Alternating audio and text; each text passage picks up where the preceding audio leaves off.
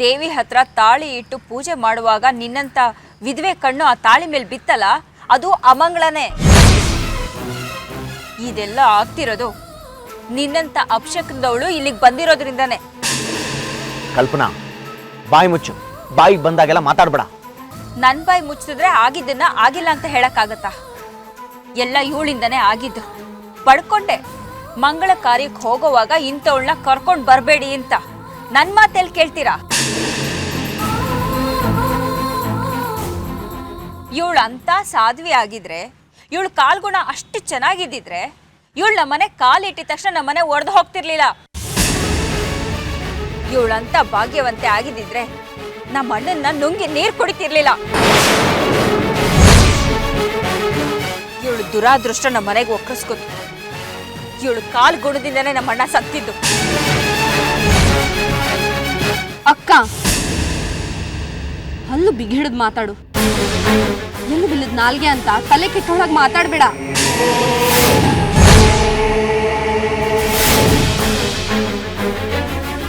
ಅತ್ತಿಗೆ ಮನೆ ಕಾಲಿಟ್ಟ ಮೇಲೆ ನಿನ್ನ ಸೊಕ್ಕಿನಿಂದ ನೀನ್ ಮನೆ ಬಿಟ್ಟು ಹೋದ್ರೆ ಅದು ಅತ್ತಿಗೆ ತಪ್ಪಲ್ಲ. ಅಣ್ಣ ಆಕ್ಸಿಡೆಂಟ್ ಅಲ್ಲಿ ತೀರ್ ಹೋದ್ರೆ ಅದು ಅತ್ತಿಗೆ ತಪ್ಪಲ್ಲ, ಅಣ್ಣನ ಹಣೆ ಬರಹ. ಶ್ವೇತಾ, ನೀನ್ ಯಾರ ಜೊತೆ ಮಾತಾಡ್ತಿದ್ಯಾ ಅನ್ನೋ ಪ್ರಜ್ಞೆ ಇದೆಯಾ ನಿನ್ಗೆ? ಅದಿರೋದಕ್ಕೇ ಮರ್ಯಾದೆ ಕೊಟ್ಟು ಮಾತಾಡ್ತಿದ್ದೀನಿ. ಒಣಗಿದ ಮರ ನೆರಳಲ್ಲ, ನಾರ್ ನೀ ತರ ಅಲ್ಲ ಅಂತ ಹೇಳ್ತಾರಲ್ಲ, ಅದನ್ನ ನಿನ್ನ ನೋಡಿನೇ ಹೇಳಿರ್ಬೇಕು. ಶ್ವೇತಾ, ಜಾಸ್ತಿ ಮಾತಾಡ್ತಾ ಇದ್ಯಾ. ಒಳ ಹುಟ್ಟದೊಳಗಿಂತ ನಿನಗೆ ಹೊರಗ್ನೋಳೆ ಜಾಸ್ತಿ ಆಗೋದ್ಲೇನೆ. ಒಡ ಹುಟ್ಟಿದವಳು ನಾಲ್ಗೆನ ನೆಟ್ಟಿಗೆ ಇಟ್ಕೊಂಡಿದ್ರೆ ಕಾಲ್ ತೊಳೆದು ಪೂಜೆ ಮಾಡಿರ್ತಿದ್ದೆ. ಆದ್ರೆ ನೀನ್ ಅಷ್ಟು ಮರ್ಯಾದೆ ಉಳಿಸ್ಕೊಂಡಿಲ್ಲ ತಾಯಿ. ಶ್ವೇತಾ, ಈಗ ನೀನ್ ಬಾಯಿ ಮುಚ್ಕೊಂಡಿರ್ತೀಯೋ ಇಲ್ವೋ? ಕಲ್ಪನಾ ಅಕ್ಕನ ಬಗ್ಗೆ ಇನ್ನು ಒಂದು ಮಾತಾಡಿದ್ರು ಕಪಾಳಕ್ ಬಾರಿಸ್ತೀನಿ. ಮೊದಲು ನಿಮ್ಮ ಅಕ್ಕನ್ಗೆ ನನ್ನ ಅತ್ತಿಗೆ ಬಗ್ಗೆ ಮಾತಾಡ್ಬೇಡ ಅಂತ ಹೇಳು. ಶ್ವೇತಾ, ಸುಮ್ಮನೆ ಇರು, ಮಾತಾಡ್ಬೇಡ. ಅವಳು ತನ್ನ ತಪ್ಪನ್ನೆಲ್ಲ ನಿನ್ನ ತಲೆ ಮೇಲೆ ಹಾಕಿದ್ರೆ ನೋಡ್ಕೊಂಡು ನಾನು ಸುಮ್ಮನಿರಲ್ಲ. ಅದಕ್ಕೆ ನೋಡಿದ್ಯೇನೆ, ಕೇಳಿಸ್ಕೊಂಡ್ಯಾ? ಒಡ ಹುಟ್ಟಿದ ತಂಗಿನೇ ನನ್ನ ವಿರುದ್ಧ ಮಾತಾಡೋ ಹಾಗೆ ಮಾಡಿದೆ. ನನ್ನ ಅಣ್ಣನ್ನೇ ನನ್ನಿಂದ ದೂರ ಮಾಡಿದೆ. ಇನ್ನೂ ಏನೇನು ಮಾಡಬೇಕು ಅನ್ಕೊಂಡಿದ್ಯಾ? ನನ್ನ ಜೀವನದಿಂದ ಇನ್ನೂ ಯಾರ್ಯಾರನ್ನ ದೂರ ಮಾಡಬೇಕು ಅನ್ಕೊಂಡಿದ್ಯಾ? ನಿನ್ ಕೈ ಮುಗಿತೀನಿ ಕಲ್ಪನಾ. ದಯವಿಟ್ಟು ದಯವಿಟ್ಟು ಸುಮ್ಮನೆ ಇರು, ಮಾತಾಡಬೇಡ. ಯಾಕೆ ಯಾಕೆ ಮಾತಾಡಬಾರ್ದು? ಹಣ, ಆಸ್ತಿ, ಸಂಬಂಧಗಳನ್ನ ಕಳ್ಕೊತಿರೋಳು ನಾನು ಯಾಕೆ ಮಾತಾಡಬಾರ್ದು? ನನ್ನಿಂದ ಎಲ್ಲ ಪಡ್ಕೊತಿರೋಳು ನೀನು. ಅದನ್ನೆಲ್ಲ ನೋಡ್ಕೊಂಡು ನಾನು ಸುಮ್ಮನಿರ್ಬೇಕಾ? ಕಲ್ಪನಾ, ಹಳೆಗಿನೆಲ್ಲ ಕೆದಕ್ಬೇಡ, ಸುಮ್ಮನಿದ್ಬಿಡು. ಹಳೆ ನೋವುಗಳೇ ಇನ್ನೂ ಮರ್ತು ಹೋಗಿಲ್ಲಮ್ಮ. ಅಂಥದ್ರಲ್ಲಿ ಮೇಲಿಂದ ಮೇಲೆ ಹೊಸ ನೋವುಗಳನ್ನ ಕೊಡ್ತಾ ಇದ್ರೆ ಯಾರಮ್ಮ ಸಹಿಸ್ಕೊಳ್ತಾರೆ? ಕಲ್ಪನಾ ಅಕ್ಕ ಕ್ಲಿಯರ್ ಆಗಿ ಹೇಳಿದ್ಲು ತಾನೆ, ಇಂಥ ಟೈಮಲ್ಲಿ ಇವ್ರನ್ನ ಕರ್ಕೊಂಡು ಹೋಗೋದು ಬೇಡ ಅಂತ. ಮುತ್ತೈದೆ ಕೈಯಲ್ಲಿ 3 ಹಿಡಿ ಅಕ್ಕಿ ತಗೊಂಡ್ರು ಮನೆ ಮಂದಿ ಎಲ್ಲ ತಿಂದು ಸುಖವಾಗಿರ್ಬಹುದು. ಆದ್ರೆ ಶುಭ ಕಾರ್ಯದಲ್ಲಿ ಇಂಥವ್ರನ್ನ ಕರ್ಕೊಂಡು ಹೋದ್ರೆ ಎಲ್ಲ ಎಡವಟ್ಟೆ ಆಗೋದು. ಕುಮ್ದ, ನೀ ಸ್ವಲ್ಪ ಸುಮ್ಮನೆ ಇರ್ತೀಯಾ? ಉರಿಯೋ ಬೆಂಕಿಗೆ ತುಪ್ಪ ಸುರಿಬೇಡ. ಹೌದಮ್ಮ, ಹೀಗೆ ಎಲ್ರೂ ಬಾಯಿ ಮುಚ್ಚಿ ನನಗಿವತ್ತಿಂದ ಸ್ಥಿತಿ ಬಂದಿರೋದು. ಕಲ್ಪನಾ, ನಿನಗೇನೆ ಅಂತ ಬರಬಾರ್ದು ಕೀಳ್ಸ್ಥಿತಿ ಬಂದಿರೋದು. ಚೆನ್ನಾಗೇ ಇದೆಯಲ್ಲ. ಮಾಂಗಲ್ಯನ ಕೆಳಗಡೆ ಬೀಳಿಸಿದವಳು ನೀನು, ಅದನ್ನು ಅಪವಿತ್ರ ಮಾಡಿದವಳು ನೀನು, ನಗನಗ್ತಾ ಇದ್ದವ್ರ ಮಧ್ಯೆ ಜಗಳ ತಂದವಳು ನೀನು. ಸುಮ್ಮನೆ ಇವ್ರನ್ನ ಯಾಕೆ ದೂಷಿಸ್ತಾ ಇದೆಯಾ? ವಿಧವೆ ವಿಧವೆ ಅಂತ ಹೇಳ್ತಾ ಇದೆಯಲ್ಲ, ಯಾಕೆ? ವಿಧವೆಯರು ಬದುಕಿರ್ಲೇಬಾರ್ದ? ಯಾರೇ ಹೇಳಿದ್ದು ನಿಂಗೆ ವಿಧವೆ ಅಮಂಗಲ ಅಂತ? ಮುತ್ತೈದೆ ಅಂತ ಕರೆಸ್ಕೊಳ್ಳೋ ಆ ತಾಯಿ ಸಾಕ್ಷಾತ್ ಪಾರ್ವತಿ ದೇವಿ ಕಾಳಿಯಾಗಿ ಶಿವನ್ನೇ ನುಂಗ್ಕೋತಾಳೆ. ಆಗ ಅವಳೇ ವಿಧವೆ ಆಗ್ತಾಳೆ. ಅದು ಗೊತ್ತಾ ನಿಂಗೆ? ವಿಧವೆ ಅಂತ ಕರೆಸ್ಕೊಳ್ಳೋ ಆ ತಾಯಿನ ನಿನ್ನಂತ ಲಕ್ಷ ಜನ ಪೂಜೆ ಮಾಡ್ತಾರೆ. ಅದು ಗೊತ್ತಾ ನಿನಗೆ? ವಿಧವೆ ಅನ್ನೋದು ಅಮಂಗಲ ಆಗಿದ್ದಿದ್ರೆ ನೀವು ಯಾಕೆ ಆ ತಾಯಿನ ಹೋಗಿ ಪೂಜಿಸ್ತೀರಾ? ನಿಮ್ಮ ಮಾಂಗಲ್ಯ ಭಾಗ್ಯ ಗಟ್ಟಿಯಾಗಿರಲಿ ಅಂತ ಯಾಕೆ ಅಲ್ಲಿ ಹೋಗಿ ಬೇಡ್ಕೊಳ್ತೀರಾ? ರೇಣುಕಾದೇವಿ ಮುತ್ತೈದೆಯಿಂದ ಮುಂಡೆ ಆಗೋದನ್ನ ಜಾತ್ರೆ ಮಾಡಿ ಆಚರಣೆ ಮಾಡ್ತಾರೆ. ಅದು ಗೊತ್ತಾ ನಿನಗೆ? ಅಲ್ಲೂ ನಿನ್ನಂತ ಲಕ್ಷ ಲಕ್ಷ ಮುತ್ತೈದೆಯರು ಬಂದು ಕೈ ಮುಗಿತಾರೆ. ಅದಾದ್ರೂ ಗೊತ್ತಾ ನಿನಗೆ? ಎಷ್ಟೋ ಜನ ವಿಧವೆಯರು ತಮ್ಮ ಮಕ್ಕಳನ್ನ ತಮ್ಮ ಗಂಡನಿಗಿಂತ ಹೆಚ್ಚು ಚೆನ್ನಾಗಿ ಸಾಕ್ತಾರೆ ಅಂತ ಲಕ್ಷ ಜನನ ತೋರಿಸ್ಲಾ ನಿನಗೆ? ವಿಧವೆಯಾಗಿದ್ರು ನಿಮ್ಮಣ್ಣ ಬೆಳೆಸೋದಕ್ಕಿಂತ ಹೆಚ್ಚಾಗಿ ಚಂದನ್ನ ಚೆನ್ನಾಗಿ ಬೆಳೆಸಿದ್ದಾರೆ ಈ ತಾಯಿ. ನೋಡು, ನಿನ್ನಿಷ್ಟನೋ ಕಷ್ಟನೋ ಮಗನ ಮದುವೆಗೆ ಈ ತಾಯಿ ಮುಂದಿರ್ತಾಳೆ ಅಷ್ಟೇ. ಮಾಂಗಲ್ಯ ಕೆಳಗಡೆ ಬೀಳಿಸಿದ್ದು ನೀನು, ಅಪಚಾರ ಆಗಿದ್ದು ನಿನ್ನಿಂದ. ನೀನು ಮಾಡಿದ ತಪ್ಪನ್ನ ಬೇರೆಯವ್ರ ಮೇಲೆ ಹೊರಿಸ್ಬೇಡ. ಮಗ ದೇವ್ರ ಹತ್ರ ಏನ್ ಕೇಳ್ಕೊಂಡೆ? ಏನಾಯ್ತು ನಿನಗೆ? ನಿನ್ ಫ್ರೆಂಡು ಹಾಗೆ ಅಲ್ವಾ ಕರೆಯೋದು, ಅದಕ್ಕೆ ನಾನು ಹಾಗೆ ಕರೆದೆ. ಹೆಂಡತಿ ಅದೊಳ್ಳು ಫ್ರೆಂಡ್ ತರ ಇರ್ಬೇಕಂತೆ, ಹೌದಲ್ವಾ ಮಗ? ಹೌದು ಮಗ. ಇವಾಗ ಹೇಳ್ ಮಗ, ದೇವ್ರ ಹತ್ರ ಏನ್ ಬೇಡ್ಕೊಂಡೆ? ನಾವು ದೇವ್ರ ಹತ್ರ ಏನ್ ಬೇಡ್ಕೊಂಡ್ವಿ ಅಂತ ಹೇಳ್ಬಾರ್ದಂತೆ ಮಗ. ಯಾಕೆ ಮಗ? ಯಾಕೋ ಎಲ್ರು ಹಾಗಂತಾರೆ, ನಾನು ಹಾಗೆ ಹೇಳ್ತಾ ಇದ್ದೀನಿ ಅಷ್ಟೇ. ಇರ್ಲಿ ಹೇಳು ಮಗ. ಸುಮ್ಮನೆ ನೀನ್ ಬಾ ಮಗ. Hello, nice pair. Made for each other. ನಿಮ್ದು ಅಷ್ಟೇ. Thank you. Thank you. Thank you.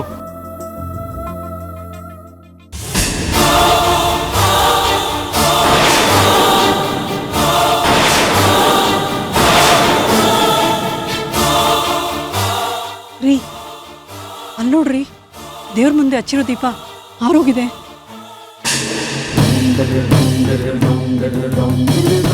ದೇವ್ರ ಮುಂದೆ ಹಚ್ಚಿರೋ ದೀಪ ಆರಬಾರ್ದು, ಅಪಶಕ್ನ. ಛೇ, ಏನ್ ಗ್ರಾಚಾರ ಕಾದಿದ್ಯೋ ಈ ಜೋಡಿಗೆ. ಕಲ್ಪನಾ, ಎಲ್ಲ ತಾಯಂದ್ರಿಗೂ ಇರೋ ಕನಸಿನ ಹಾಗೆ ನನಗೂ ನನ್ನ ಮಗನ ಮದುವೆನ ಮುಂದೆ ನಿಂತು ಮಾಡಬೇಕು ಅನ್ನೋ ಆಸೆ ಇದೆ. ಆದ್ರೆ ಅದರಿಂದ ಎಲ್ಲರಿಗೂ ಸಂತೋಷ ಆಗೋದಿದ್ರೆ ಮಾತ್ರ. ಆದ್ರೆ ಈ ತರ ಜಗಳ ಆಗೋದಾದ್ರೆ, ನಾನು ಅಪಶಕನ ಅಂತ ನಿನ್ನ ಮನಸ್ಸಲ್ಲಿ ಅಷ್ಟು ಆಳವಾಗಿ ಬೇರೂರಿದ್ರೆ, ಇಲ್ಲ ಕಲ್ಪನಾ, ನಾನು ಮುಂದೆ ಬರೋದಿಲ್ಲ. ನಿನ್ನ ಮನಸ್ಸಿಗೆ ಕಿರಿಕಿರಿ ಆಗುವಂಥದ್ದು ಏನನ್ನು ನಾನು ಮಾಡಲ್ಲ. ನಿನಗೆ ಬೇಸರ ಆಗಿದ್ರೆ ನಾನು ಕ್ಷಮೆ ಕೇಳ್ತೀನಿ. ಅತ್ತಿಗೆ, ಎಲ್ಲ ಕಡೆ ಒಳ್ಳೆಯವ್ರಾಗಕ್ ಹೋಗ್ಬೇಡಿ. ಬಗ್ಗದಷ್ಟು ಬೆನ್ ಮೇಲೆ ಗುದ್ದುತ್ತಾರೆ.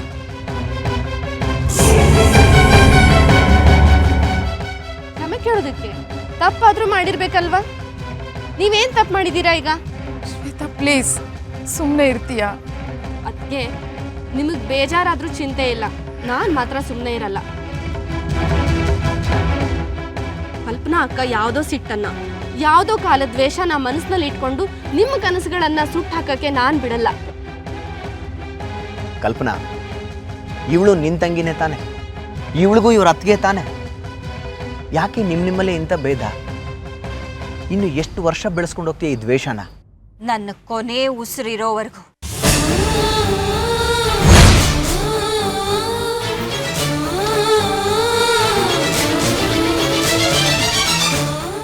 ಸಾಕಾತ್ಗೆ ಇನ್ನೂ ಬೇಕಾ? ಇಂಥವ್ರ ಮುಂದೆ ಕಿನ್ನರಿ ಬಾರಿಸ್ತಿದ್ದೀರಾ? ಶ್ವೇತಾ, ನೀ ಸ್ವಲ್ಪ ಸುಮ್ಮನೆ ಇರ್ತೀಯಾ? ಅಕ್ಕ ತಂಗಿರಿ ಹೀಗೆ ಹಠಕ್ಕೆ ಬಿದ್ದು ಜಗಳ ಮಾಡಿದ್ರೆ ಹೇಗೆ? ಕಲ್ಪನಾ, ನೀ ಹೀಗೆಲ್ಲ ಮಾತಾಡಿ ಕೆಟ್ಟೋಳಾಗ್ಬೇಡ ಕಡೆ. ಪಾರ್ವತಿ, ನೀನ್ ಅವಳಿಗೆ ಸಿಟ್ಟು ಮಾಡ್ಕೊಳಕ್ಕೆ ಅವಕಾಶ ಮಾಡ್ಕೊಡ್ಬೇಡ. ಅತ್ತೆ, ಇದರಲ್ಲಿ ಇವ್ರ ತಪ್ಪೇನಿದೆ ಅಂತ ಹೇಳ್ತಿದ್ದೀರಾ? ತಾಳಿ ಬೀಳ್ಸಿದ್ದು ಕಲ್ಪನಾ, ಅದಕ್ಕೆ ಅವ್ರೇನು ಮಾಡ್ತಾರೆ? ನೋಡಿದ್ಯೇನೆ, ನನ್ನ ಎದುರಿಗೆ ನಿಂತ್ಕೊಂಡು ಒಂದೇ ಒಂದು ಮಾತಾಡದೇ ಇರೋ ನನ್ನ ಗಂಡ ಇವತ್ತು ನಿನ್ನ ಪರ ವಹಿಸ್ಕೊಂಡು ನನಗೆ ಬೈತಾ ಇದ್ದಾರೆ. ಓ ಗಾಡ್, ಕಲ್ಪನಾ, ಏನೇ ಆಗಿದೆ ನಿನಗೆ? ಪ್ರತಿಯೊಂದಕ್ಕೂ ಇವರೇ ಕಾರಣ ಅನ್ನೋ ಥರ ಮಾತಾಡ್ತಾ ಇದೆಯಲ್ಲ? ನಾನೇನು ತಪ್ಪು ಮಾತಾಡ್ದೆ? ಅವಳನ್ನ ವಹಿಸ್ಕೊಂಡು ನೀನು ನನಗಂತಿಲ್ವಾ?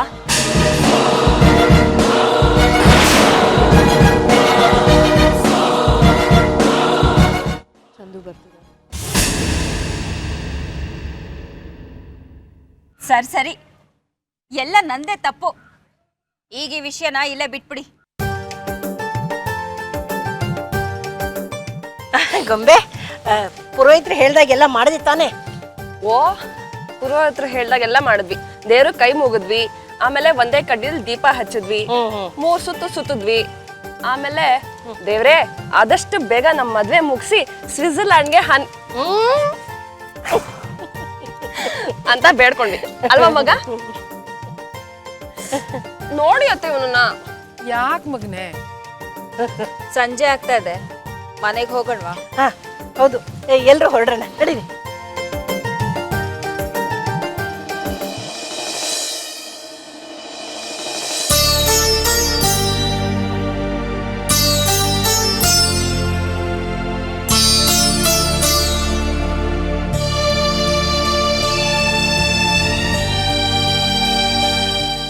ಅದಕ್ಕೆ ಮುದ್ದಿದ ತಕ್ಷಣ ಫೋನ್ ಮಾಡ್ಬೇಕು ಅಂತ ಅಮ್ಮ ಹೇಳಿರ್ಲಿಲ್ವೇನೆ? ಯಾಕೆ ಫೋನ್ ಮಾಡ್ಲಿಲ್ಲ? ಅಕ್ಕ ಹೊರಗೆ ಹೋಗ್ಬೇಕಾದ್ರೆ ಫೋನ್ ಮರ್ತು ಹೊಟ್ಟೋಗಿದ್ದೆ. ಮನೆಗೆ ಬಂದಾಗ ತುಂಬ ಸುಸ್ತಾಗಿ ಹೋಗಿತ್ತು. ನೀವು ಇನ್ನೇನು ಬರ್ತೀರಾ ಅಂತ ನಾನು ಫೋನ್ ಮಾಡಲಿಲ್ಲ. ಏನಾದರೂ ಒಂದು ರೆಡಿಮೇಡ್ ಆನ್ಸರ್ ನಿನ್ನ ಹತ್ರ ಇರತ್ತೆ ಅಲ್ಲ?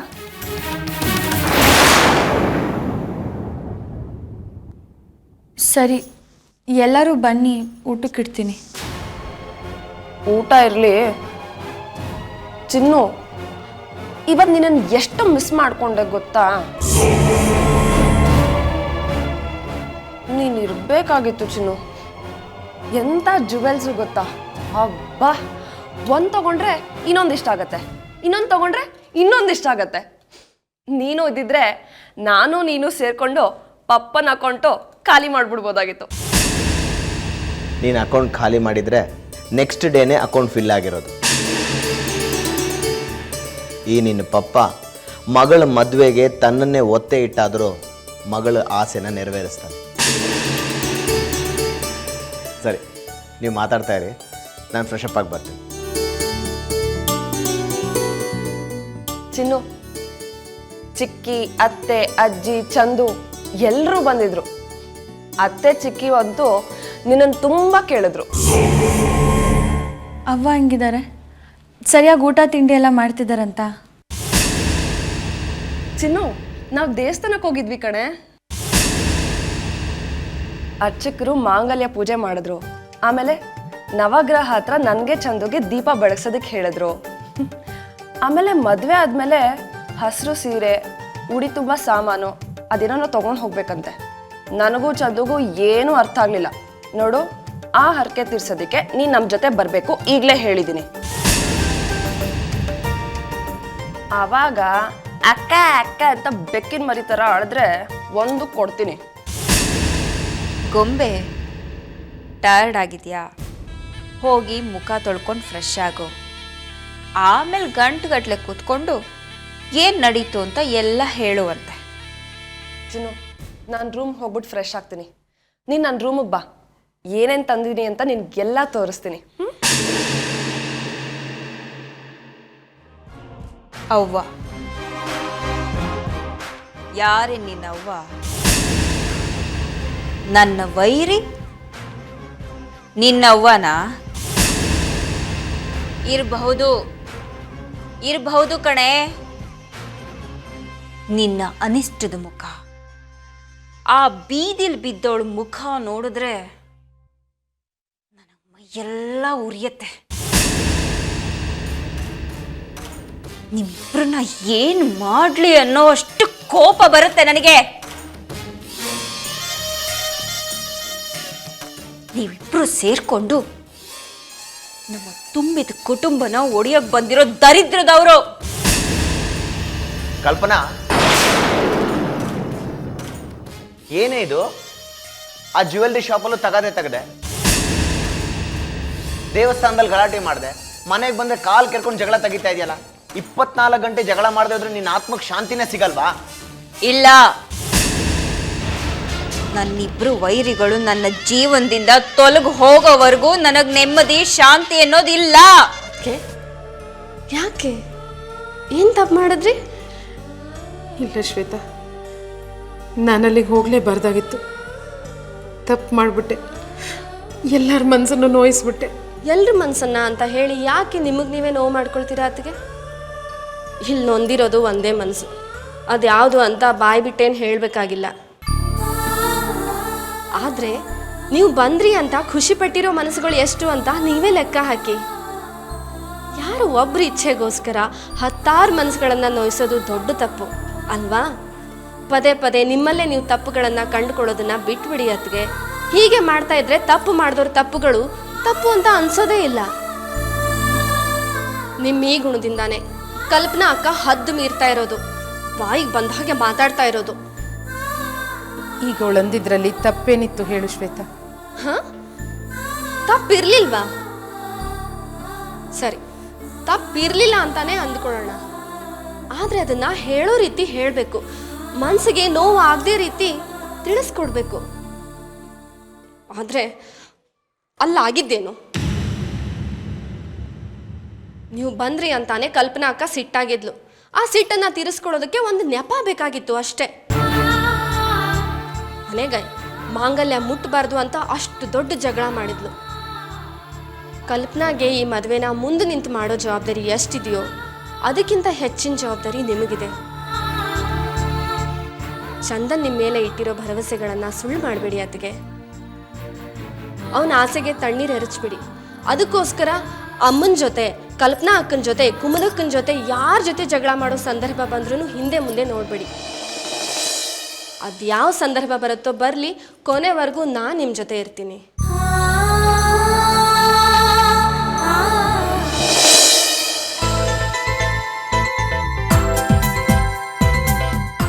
ಇದಂತೂ ಸಖತ್ ಕ್ಯೂಟ್ ಆಗಿದೆ ನೋಡು. ಚೆನ್ನಾಗಿದ್ಯಾ? ಅಕ್ಕ ನೀನೇನೇ ಹಾಕೊಂಡ್ರು ತುಂಬ ಚೆನ್ನಾಗಿ ಕಾಣ್ತೀಯ.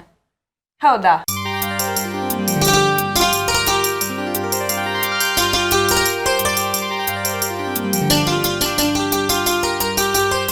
ಇದೇನು ಮಾಡ್ತಾ ಇದೀಯ ನೀನು? ಅಯ್ಯೋ, ಹಾಲ್ ನಂತರ ನಿನ್ನ ಕತ್ತಿಗೆ ಒಡವೆಗಳು ಹೇಗೆ ಕಾಣತ್ತೆ ಅಂತ ನೋಡಬೇಕು. ತಡಿ ಚಿನ್ನು. ಅಕ್ಕ ಇದು ನಿನ್ನ ಮದ್ವೆಗೆ ತಂದಿರೋದು, ನನಗೇನು ಬೇಡ. ಚಿನ್ನು ಹೇಗೆ ಕಾಣತ್ ನೋಡಬೇಕು ಕಣೆ. ಅಕ್ಕ ಅಯ್ಯೋ, ಹಾಲು ಹೋಯ್ತು. ಏನು ಹೋಯ್ತು? ಅವ್ವ ನನ್ನನ್ನು ಸಾಯಿಸ್ಬಿಡ್ತಾಳೆ. ಸಾಯಿಸ್ಬಿಡ್ತಾರ ಅಂದ್ರೆ?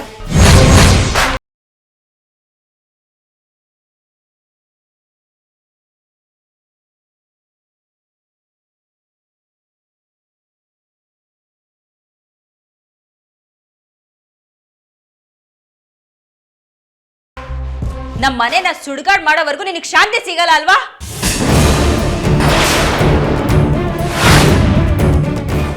ಏನೇ ಹಾವು ಕಚ್ತಾ ಏನು? ಮಾತಾಡೆ. ಎಲ್ಲಿ ಹಾಳಾಗೋಗಿದೆ? ಅವ್ವ ನೀವು ಬರೋಕ್ಕೆ ಮೊದಲೇ ಹಾಲಿಟ್ಟಿದ್ದೆ. ನೀವು ಬಾಗಿಲು ತಟ್ಟಿದಾಗ ತೆಗೆದು ಮಾತಾಡ್ತಾ ನಿಂತೆ. ಗೊಂಬೆ ಅಕ್ಕ ಕರೆದ್ಲು ಅಂತ ಅವಳ ಜೊತೆಗೆ ಹೋದೆ. ಹೋಗಿ ಬರೋದ್ರೊಳಗೆ ತಪ್ಪಾಯ್ತವ. ಏನೇ ತಪ್ಪಾಯ್ತು? ಬೇಕು ಅಂತ ನೀ ತಪ್ಪು ಮಾಡಿ ಗೊಂಬೆ ಮೇಲೆ ಗೂಬೆ ಕೂರಿಸ್ತಿದ್ಯಾ? ನೀವಂತವ್ರೆ ಕಣೆ, ಅಂತವ್ರೆ. ತುಂಬಿದ ಮನೆನ ನೀವೇ ಓಡಿತೀರಾ. ಮನೆ ಎಕ್ಕುಟ್ಟೋಗೋದಕ್ಕೆ ಮನೆ ಮಗಳೇ ಕಾರಣ ಅಂತೀರಾ. ಆ ಪಾರ್ವತಿನೇ ನಿಮ್ಮಮ್ಮ ಅನ್ಕೊಂಡಿದ್ಯಲ್ಲ, ಅವಳು ಹಾಗೆ ಮಾಡಿದ್ಲು, ಈಗ ನೀನು ಹಾಗೆ ಮಾಡಕ್ ಹೊರಟಿದ್ಯಾ? ಎಲ್ಲಿಂದ ಗಂಟು ಬಿದ್ಯೆ ರಾಕ್ಷಸಿ? ನಿನಗೆ ಎಷ್ಟು ಬೈದ್ರು ನಿನ್ ಜನ್ಮಕ್ಕೆ ನಾಚಿಕೆನೇ ಆಗಲ್ವಾ? ನಿಮ್ಮಿಬ್ರಿಗೂ ನಾನೇ ಸಿಕ್ಕಿದ್ನಾ?